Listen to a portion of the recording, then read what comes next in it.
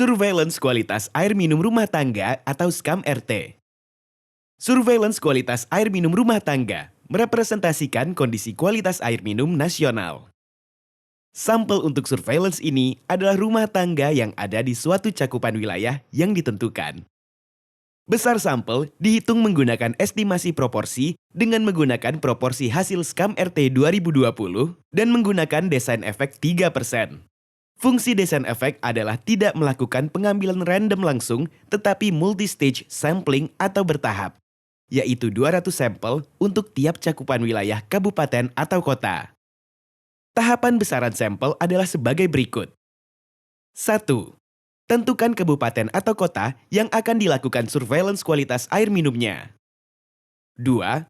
Pelaksana di lapangan adalah seluruh sanitarian yang ada di puskesmas kabupaten atau kota tersebut. 3. Hitung jumlah puskesmas dalam tiap kabupaten atau kota yang akan dilakukan survei.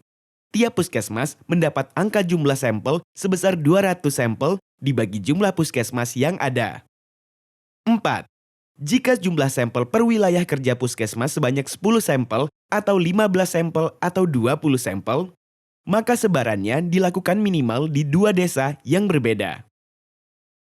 Contoh, Kabupaten Aceh Utara, jumlah puskesmas sebanyak 32, maka jumlah sampel minimal per puskesmas adalah 10 sampel, sehingga memenuhi angka minimal 200 sampel per kabupaten. Misalkan, salah satu puskesmas di Loksukon, sebaran 32 sampel tersebut dapat diambil di Desa Abek Lupon dan Desa Biang Aman atau desa lainnya minimal 2 desa. Contoh lainnya, Kabupaten Manokwari, jumlah puskesmas sebanyak 14. Maka, jumlah sampel minimal per puskesmas adalah 15 sampel, sehingga memenuhi angka minimal 200 sampel per kabupaten. Misalkan salah satu puskesmas di Kabupaten Manokwari, seperti Puskesmas Wosi, sebaran 15 sampel tersebut dapat diambil di Kelurahan Wosi dan Kampung Udopi atau desa lainnya minimal 2 desa.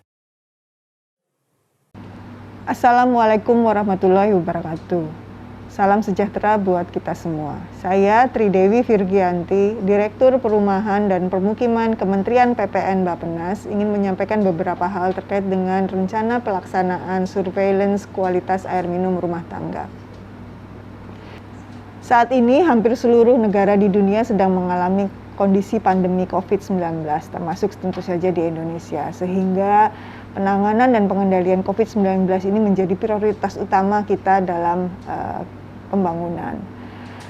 Nah, sebagai salah satu upaya pengendalian COVID-19 ini, tentu saja kita harus menyediakan akses air minum aman, akses yang berkualitas untuk seluruh rumah tangga, sebagai syarat kesehatan.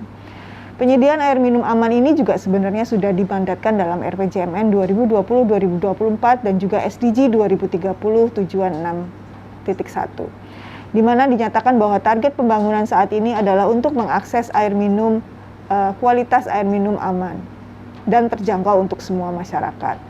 Target tersebut merupakan komitmen semua pihak di mana harus kita sadari bersama bahwa kualitas air minum merupakan hal yang penting yang perlu dijamin pemenuhannya.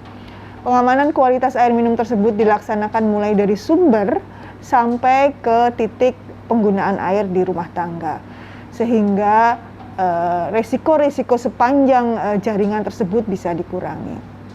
Nah, pengamanan air minum tidak bisa dilakukan tanpa evidence atau tanpa data atau tanpa support evidence yang bukti-bukti yang tersedia. Nah, untuk itu kita perlu menyusun kebijakan dan strategi yang didasari oleh bukti yang akurat dan jelas. Oleh karenanya dibutuhkan pengelolaan data kualitas air minum secara kontinu melalui pemantauan rutin kualitas air minum tersebut. Selain itu, pemantauan ini juga tentu saja ditujukan untuk mengetahui kondisi air minum kita yang diterima oleh masyarakat, untuk memantau bahwa kualitasnya memenuhi standar sehingga tidak membahayakan kesehatan, serta juga ingin mengetahui efektivitas dan efisiensi dari program dan kegiatan yang sudah kita lakukan di bidang air minum, terutama di bidang pengamanan air minum. Sebagai inisiasi awal dari pemantauan kualitas air minum secara rutin, telah dilakukan studi kualitas air minum rumah tangga atau SKAM-RT pada tahun 2020 yang lalu, yang menghasilkan baseline pencapaian akses air minum aman di Indonesia. Hasil dari SKAM-RT ini tentu saja memiliki peran yang sangat strategis karena hasilnya pun sangat kuat gitu ya. Sehingga sangat strategis untuk memperkuat pesan advokasi dan edukasi air minum aman kepada seluruh pihak serta dapat menjadi dasar perumusan kebijakan air minum aman baik oleh pemerintah pusat maupun pemerintah daerah. Berangkat dari kebutuhan ini, kami menyambut baik rencana Kementerian Kesehatan untuk terus kemudian melanjutkannya dengan melakukan surveillance kualitas air minum rumah tangga yang harapannya dapat memperkuat metode, bahan, dan alat untuk melaksanakan pemantauan kualitas air minum nantinya secara rutin. Sebagai bentuk kelanjutan dari SKAM-RT, surveillance ini juga dilakukan untuk mempersiapkan kemandirian daerah dalam melaksanakan dan mendanai secara rutin kegiatan surveillance air minum aman melalui dana APBD. Kegiatan surveillance kualitas air minum rumah tangga tidak terlepas tentu saja nantinya dengan program lain seperti pengawasan kualitas air minum aman, rencana pengamanan air minum aman, serta implementasi pilar ketiga STBM, yaitu pengamanan air minum rumah tangga. Seluruh program tersebut tentu saja perlu didukung oleh SDM dan tools yang handal, serta dana yang memadai. Penyiapan SDM untuk surveillance harus dilakukan melalui peningkatan kapasitas dan kompetensi OPD dan sanitarian sebagai pelaksana sekaligus ujung tombak dalam memastikan berjalannya program pengawasan kualitas air minum. Selain SDM yang handal, beberapa tools untuk mendukung peningkatan kualitas air minum adalah antara lain seperti pemetaan dan penguatan jejaring laboratorium, baik dari sisi alat, bahan, dan metode, serta SDM tadi, penerapan teknologi tepat guna untuk memperbaiki kualitas air minum, dan pengembangan sistem monitoring. Selain peran SDM dan tools yang penting untuk dipastikan, sinergi seluruh stakeholder dalam pencapaian akses air minum aman juga penting agar pelaksanaan surveillance nantinya dapat mencapai hasil yang signifikan dan maksimal. Oleh karenanya, mari kita bersama-sama mendukung dan mengimplementasikan percepatan pencapaian akses air minum aman bagi seluruh masyarakat di Indonesia dengan menyukseskan surveillance kualitas air minum rumah tangga tahun 2021.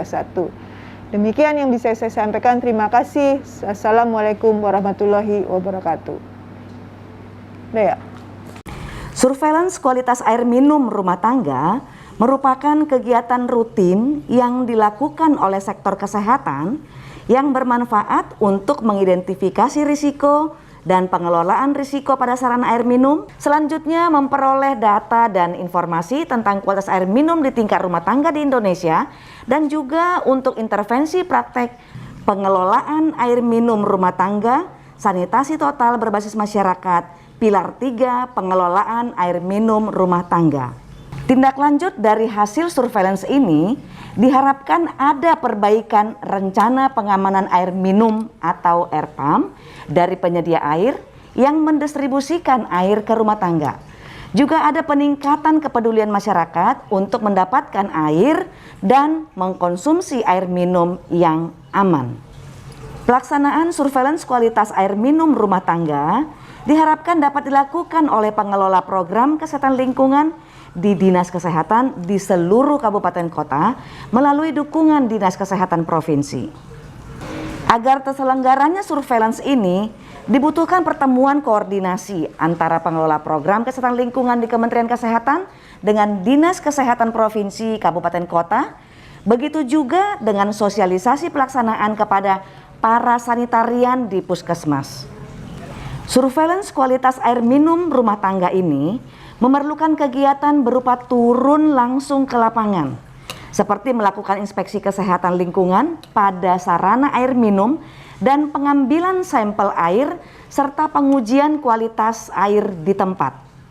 Sehingga proses pengambilan data di lapangan ini harus tetap menerapkan protokol kesehatan. Sampel air minum yang akan diambil pada tahun ini sebanyak 9.870 sampel dengan sebaran titik di seluruh provinsi di Indonesia, diambil satu kabupaten kota di tiap provinsinya. Pelaksanaan surveillance dilakukan pada seluruh puskesmas yang ada di kabupaten kota terpilih tersebut. Besaran sampel pada setiap puskesmas minimal 10 dan maksimal 20 rumah tangga. Pengujian kualitas air minum menggunakan alat sanitarian kit yang ada di puskesmas. Parameter yang diuji meliputi parameter E. coli, coliform, TDS, pH, nitrat, nitrit, kromium. Sebelum melakukan pengujian sampel sanitarian kit harus dikalibrasi dan dikomparasi terlebih dahulu agar keakuratan hasil uji dapat dipertanggungjawabkan. Proses pengambilan data di lapangan ini harus mengikuti prosedur pengambilan sampel dan menerapkan protokol kesehatan. Karena air minum layak belum tentu aman. Ayo sukseskan kegiatan surveillance kualitas air minum rumah tangga bersama-sama.